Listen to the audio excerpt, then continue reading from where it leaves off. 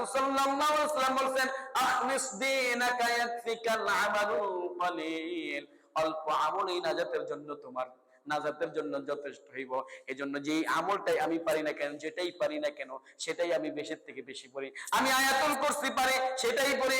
আল্লাহু লা ইলাহা ইল্লা হুয়াল হাইয়ুল কাইয়্যুম লা তাখুযুহু সিনাতুন ওয়া লা নাওম লাহু মা ফিস সামাওয়াতি ওয়া মা ফিল আরদ মান যাল্লাযী ইয়াশফাউ ইনদাহু ইল্লা বিইذনিহি ইয়ালামু মা বাইনা আইদিহিম ওয়া মা খালফাহুম ওয়া লা ইউহীতুনা বিশাইইন من علمه إلا بما شاء وسع كرسيه السماوات والأرض ولا يؤوده حفظهما وهو العلي العظيم। এটাই পড়ি না কেন? এমনি ভাবে আপনি আরো বিভিন্ন রকমের দোয়া করেন। আল্লাহুম্মা আইন্নি আলা যিকরিকা ওয়া শুকরিকা ওয়া হুসনি ইবাদাতিক। হে আল্লাহ, আপনি আমাকে আইন্নি আলা যিকরিকা, আপনি আমাকে আপনার জিকির করার জন্য এবং আপনার তেলাওয়াতের জন্য আমাকে আগ্রহ প্রকাশ সৃষ্টি করেন, আগ্রহ সৃষ্টি করে দেন।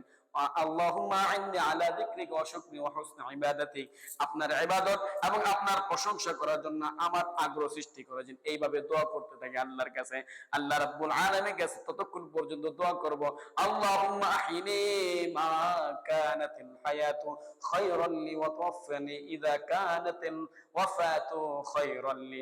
আল্লাহ রাব্বুল আলামিন তার বন্ধুকে এইভাবে দোয়া শিক্ষা দিয়েছেন। আল্লাহ রাসূল সাল্লাল্লাহু আলাইহি ওয়াসাল্লাম এইভাবে দোয়া করতেন, হে আল্লাহ, আমার হায়াতকে ততক্ষণ পর্যন্ত বৃদ্ধি করে দেন যে এই পর্যন্ত আমার কল্যাণ কামনা হয়, ভালো হয়, ততক্ষণ পর্যন্ত আমার হায়াত বৃদ্ধি করে দেন।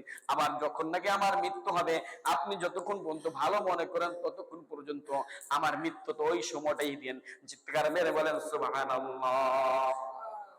তার মানে আমরা দোয়া করব আল্লাহর কাছে, দোয়া করব হায়াত বৃদ্ধি করার জন্য। কেন বৃদ্ধি করবে? জানি আমার এই হায়াতের সময়টাকে আল্লাহর ইবাদতের মধ্যে কাটাইতে পারি। এজন্য আমি আল্লাহ রাব্বুল আলামিনের কাছে দোয়া করব, আল্লাহুম্মা আহইনি মা কানাতিল হায়াতু খায়রান লি। হে আল্লাহ, আপনি আমার হায়াতকে বৃদ্ধি করে দেন। মা কানাতিল হায়াতু খায়রান লি, যে হায়াতের মধ্যে আমার কল্যাণ নিহিত রয়েছে। চিৎকার মেরে বলেন সুবহানাল্লাহ। এবং আমাকে মৃত্যু দান করুন ইযা কানাতিল ওয়াফাতু, যেই মৃত্যুর মধ্যে খায়রান লি, আমার কল্যাণ রয়েছে, ওই মৃত্যু আমাকে দান করুন। চিৎকার করে বলেন সুবহানাল্লাহ। তাহলে আল্লাহ রাব্বুল আলামিনের কাছে হায়াত বৃদ্ধি কামনা করে এটা দোষের বিষয় নয়। আল্লাহ রাব্বুল আলামিনের কাছে ভালো কাজের জন্য হায়াত বৃদ্ধি চাবো। আল্লাহ রাসূল সাল্লাল্লাহু আলাইহি ওয়াসাল্লাম হায়াত বৃদ্ধি চাইছেন, আল্লাহর কাছে হায়াত চাইছেন বেশি থেকে বেশি। কেন চাইছেন? যেন ইবাদতের মধ্যে কাটাইতে পারি।